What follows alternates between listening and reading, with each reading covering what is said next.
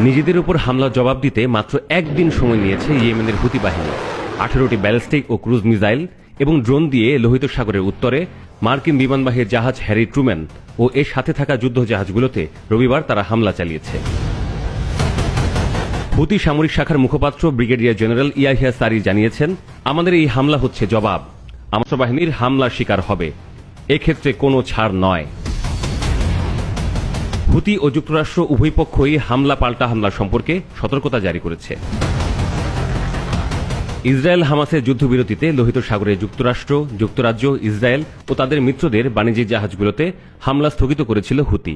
তবে ইসরায়েল গাজায় ত্রাণ ও মানবিক সহায়তা সরবরাহ বন্ধ করে দেয়ায় গত সপ্তাহে হুতি ঘোষণা দেয় তারা ইসরায়েলের বাণিজ্যিক জাহাজগুলোতে হামলা করবে। যুক্তরাষ্ট্রের পররাষ্ট্রমন্ত্রী মার্কো রুবিও বলেছেন, লোহিত সাগর দিয়ে কোন জাহাজ চলবে আর কোনটা চলবে না সেই সিদ্ধান্ত নেওয়ার এখতিয়ার হুতির নেই। সেক্ষেত্রে তাদের এখতিয়ার দেখানোর ক্ষমতা দমন করতে আমাদের ব্যবস্থাও চলমান থাকবে। শনিবারে মার্কিন প্রেসিডেন্ট ডোনাল্ড ট্রাম্প বলেছিলেন, লোহিত সাগরে আমাদের বহরগুলোতে হামলার জন্য মূলত ইরান দায়ী, হুতির দায়িত্ব রয়েছেই, এদেরকে কোনোভাবেই ছাড় দেয়া হবে না। তাদের উপর ভয়ঙ্কর মারণাস্ত্র প্রয়োগেরও হুমকি দেন ট্রাম্প।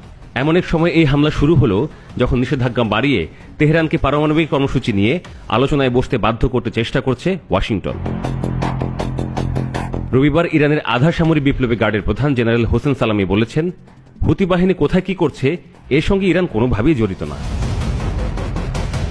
যুক্তরাষ্ট্রের প্রতিরক্ষা মন্ত্রী পিট হেগসেথ গণমাধ্যমে বলেছেন, হুতি বাহিনী যখনই তাদের হামলা বন্ধ করবে আমরাও আমাদের হামলা বন্ধ করব।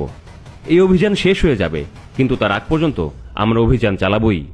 বিষয়টি হল, লোহিত সাগরের মতো গুরুত্বপূর্ণ জলপথে আমাদের সম্পদের নিশানা করে হামলা বন্ধ করতে হবে, যাতে করে জাহাজ চলাচলের স্বাধীনতা পুনরায় চালু করা যায়।